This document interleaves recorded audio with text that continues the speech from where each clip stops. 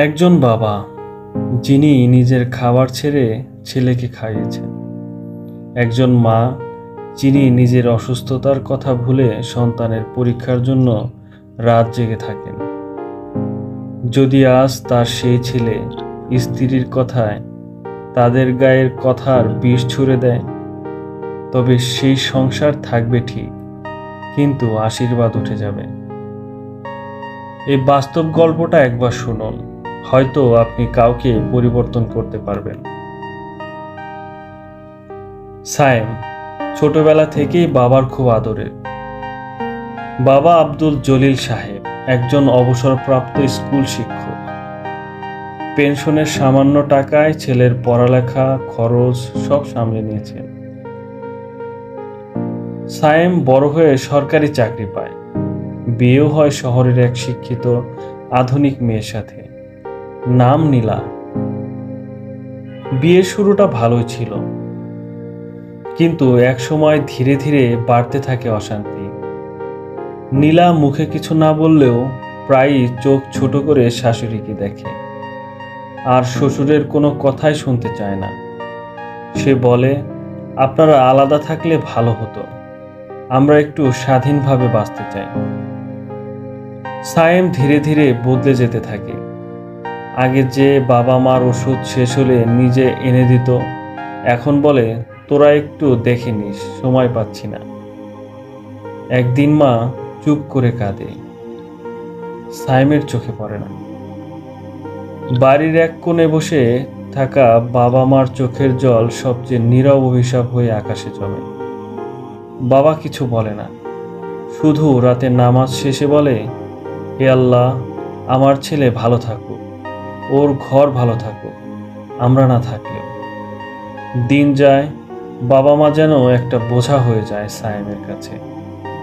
অন্য ঘরে থাকার ব্যবস্থা করে, সাথের কাজের মানুষটাকেও বলে ওদের রান্নাটা আলাদা করে।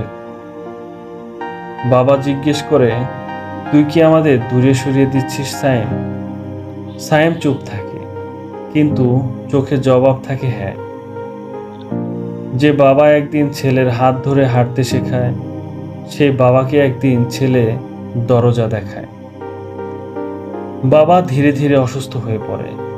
মা প্রায় সায়েমকে ডাকেন, কিন্তু নীলা বিরক্ত হয়। আপনার বাবা মা কি হাসপাতাল ছাড়া বাঁচেন না?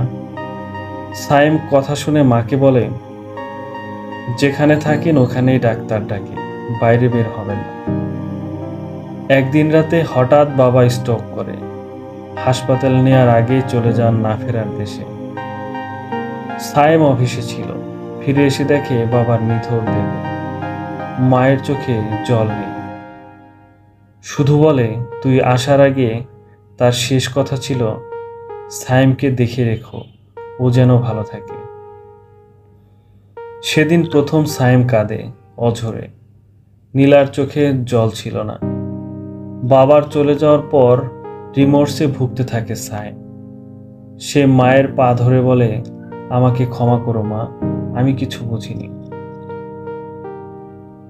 যে সন্তান তার বৃদ্ধ পিতার চোখের জল বোঝে না, সে কখনো জীবনে শান্তি পায় না। সায়েম ধীরে ধীরে সবকিছু বদলে ফেলে। নীলার সাথে কথা বলে, নীলার কারণে সে তাদের সাথে এমনটা করেছে। সে কড়া ভাষায় জানায়, তুমি যদি আমার পরিবারকে সম্মান না করো, তবে এই সংসার তোমার নয়। নীলা বুঝতে পারে, সময়ের এক ফোঁটা ভালোবাসা 1000 টাকার চেয়েও বেশি মূল্যবান। সে ক্ষমা চায় তার মায়ের কাছে, আর মা আবার কাঁদে এই প্রথম আনন্দে। আপনার একটুখানি সময়, একটুখানি কথা, আপনার মা বাবার কাছে জীবন। তারা হয়তো আপনাকে কিছু বলবে না, কিন্তু বিশ্বাস করুন, তাদের নীরবতা একদিন আপনাকে কাঁদাবে। এমন আরও জীবনের কথা, বাস্তব শিক্ষা ও হৃদয় ছোঁয়া গল্প পেতে চ্যানেলটি সাবস্ক্রাইব করুন।